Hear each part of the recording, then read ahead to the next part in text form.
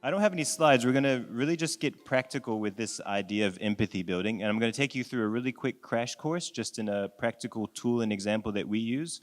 But some biblical frameworks before we get into that.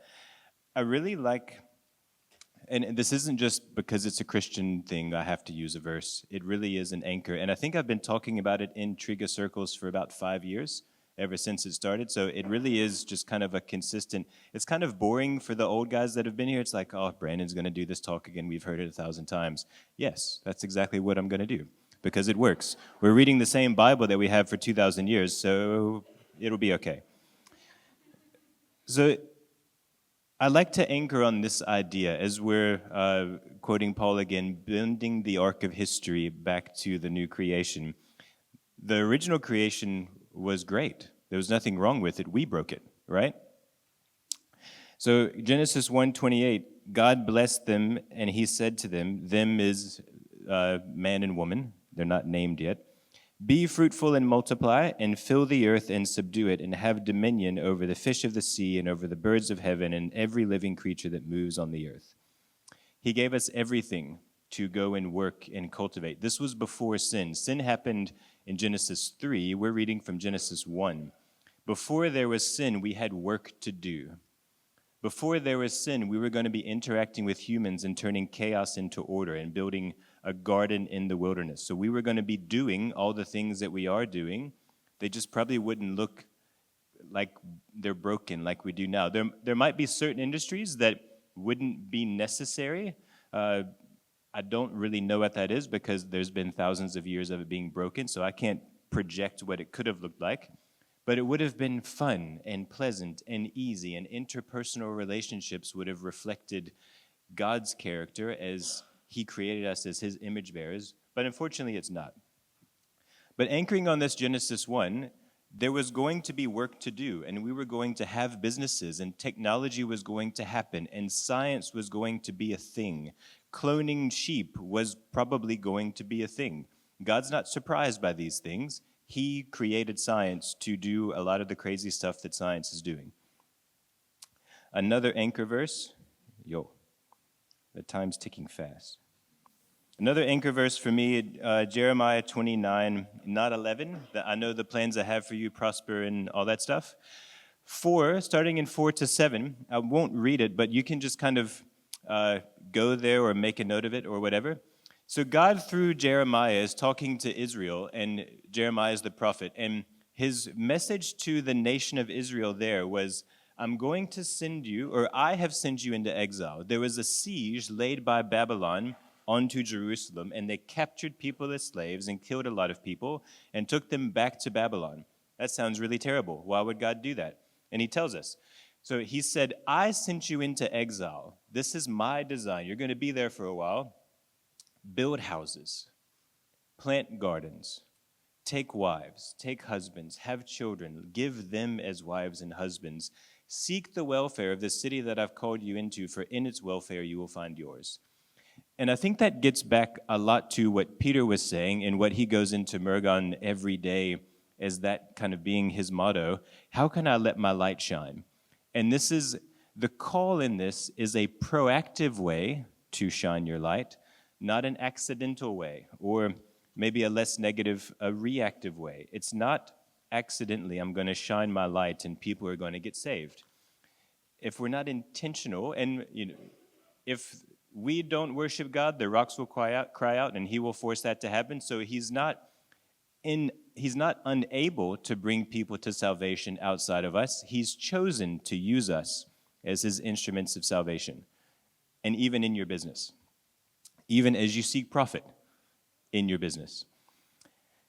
So those are the anchors that kind of drive what I do, how I live my life. I manage the spin-out portfolio at Stellenbosch University, and that anchors how we engage with the 25 companies that we work with there in the spin-out companies and other workshops that we do with other companies there in the launch lab. This, with the team now, this anchors how and why we do the things with the companies that we do. What is their need? So how we practically try to do that, and this is one way that we do it, and hopefully it'll give you a little bit of an idea.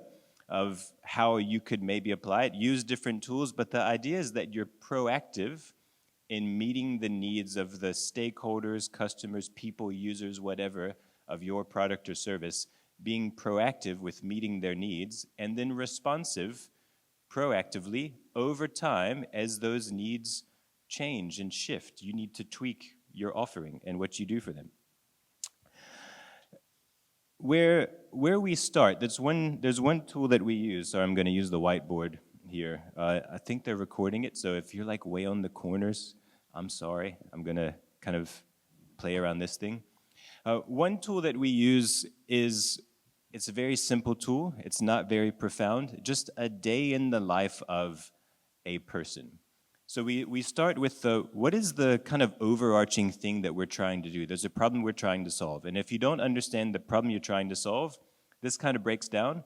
So try to get that problem done. And I'm going to use a Trigger alumni, Ventures alumni, as an example because it's a really helpful one for me to be able to relate it to something that's easy for everyone to understand.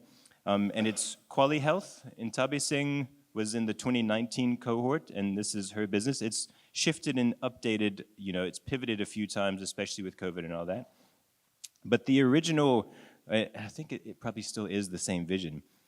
And this is my problem statement that I put on it. It's not hers that she might put in a pitch deck. So if I'm different from what Intabi Singh would say, these are my words, not hers, because it's probably better than this.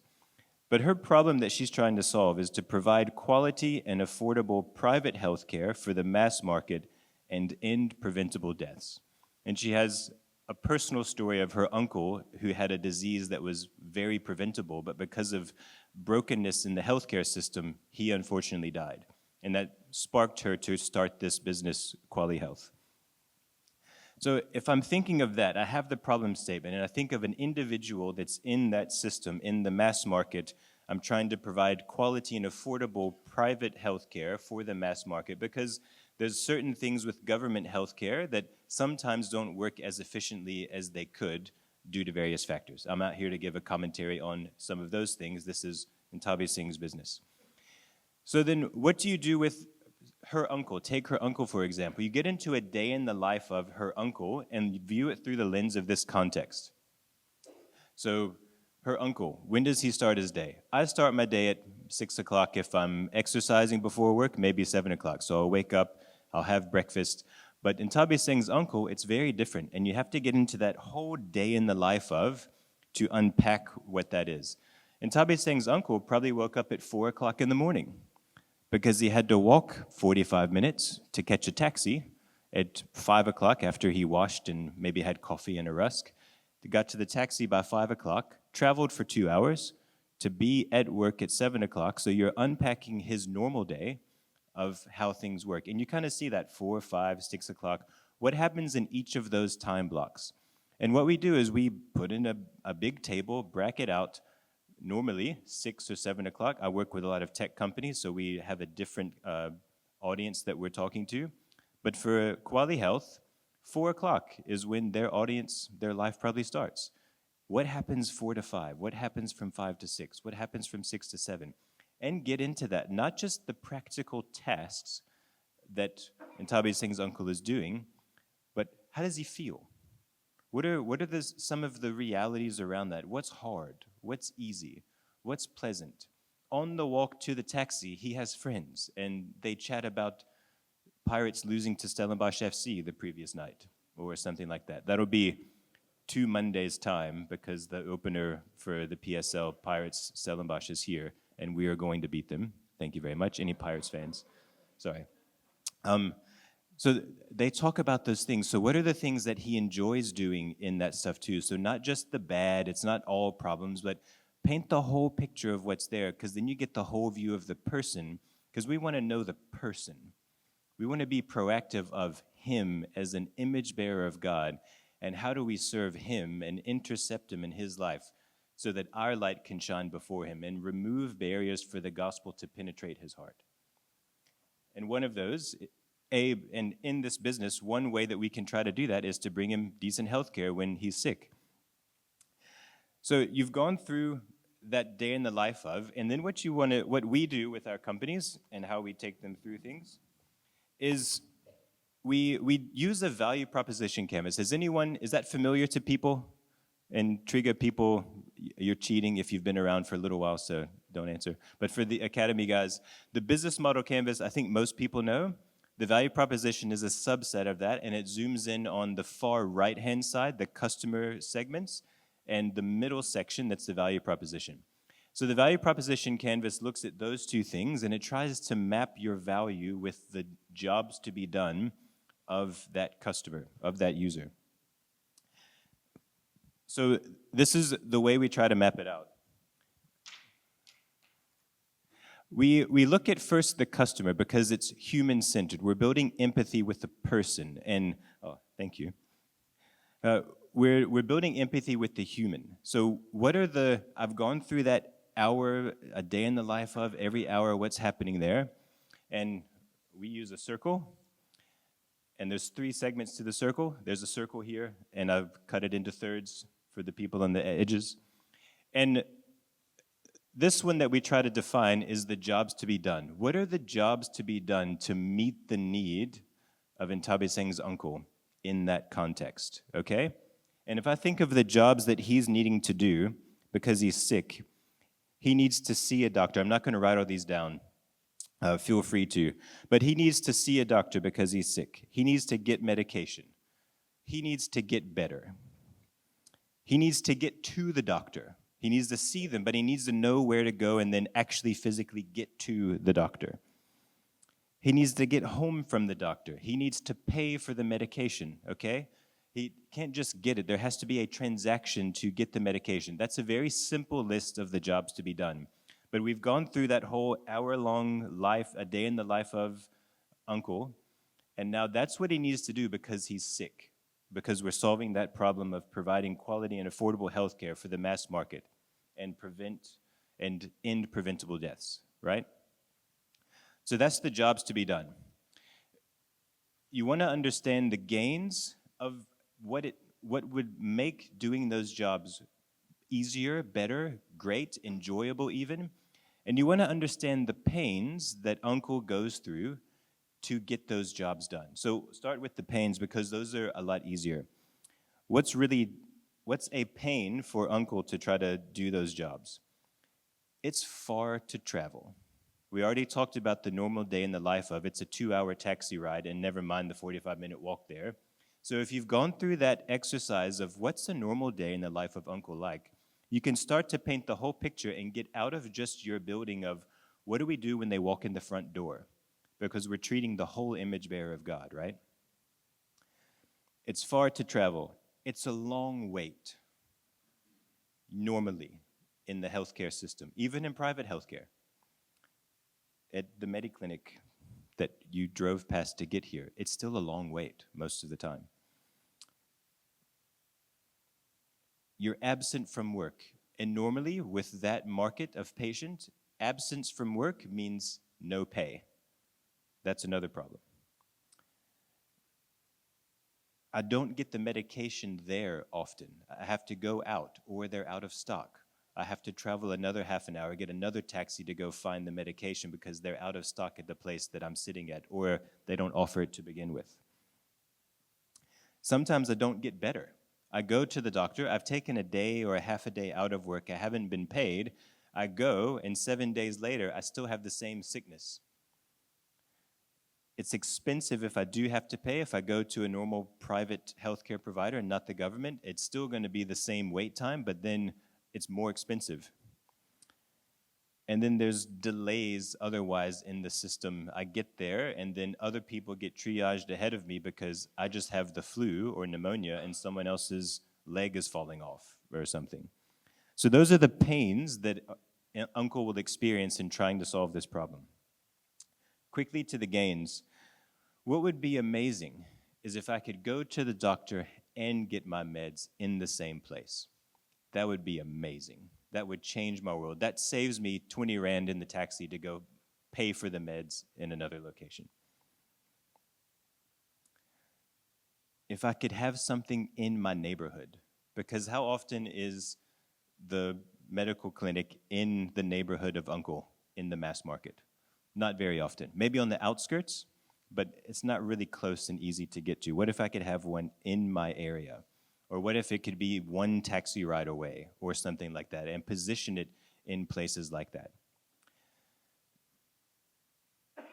From there, so we do this, what are the jobs? Then we unpack the pains and unpack the gains that Uncle would probably pay for.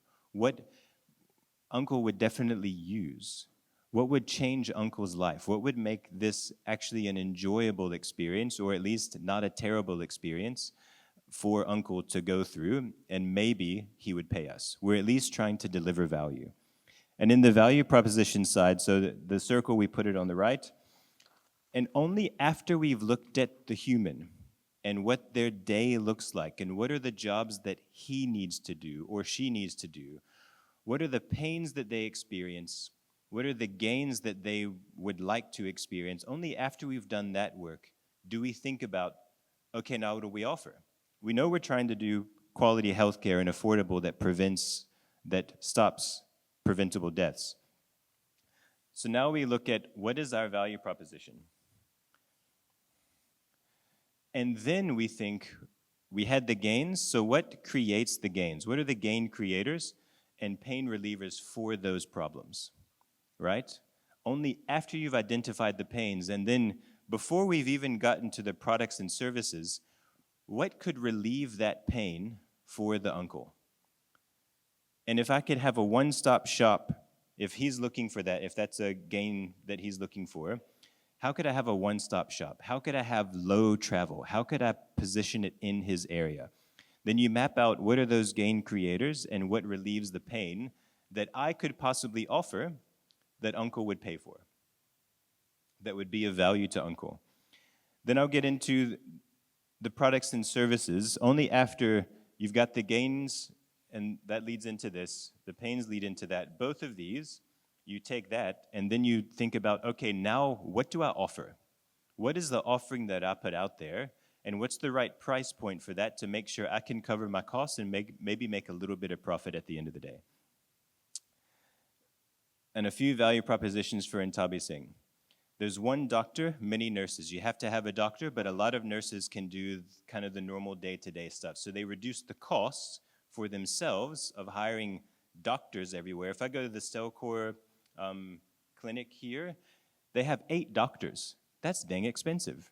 But at Quality Health, you have one doctor, and a lot of nurses and sisters, they do all of the normal kind of day-to-day work, so you can reduce the cost for the patient by doing that.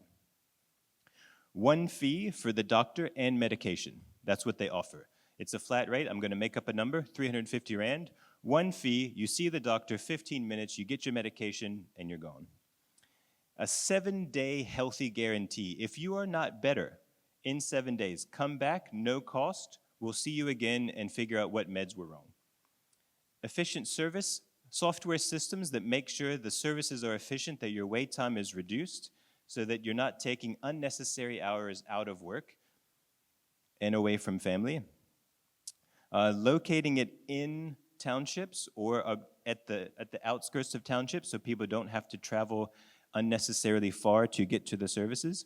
And partnerships with hospitals that they've sorted out so that when there are referrals needed for more serious things that they uncover, they can triage those people to other hospitals where they can be treated with whatever medical aid or government hospitals or whatever.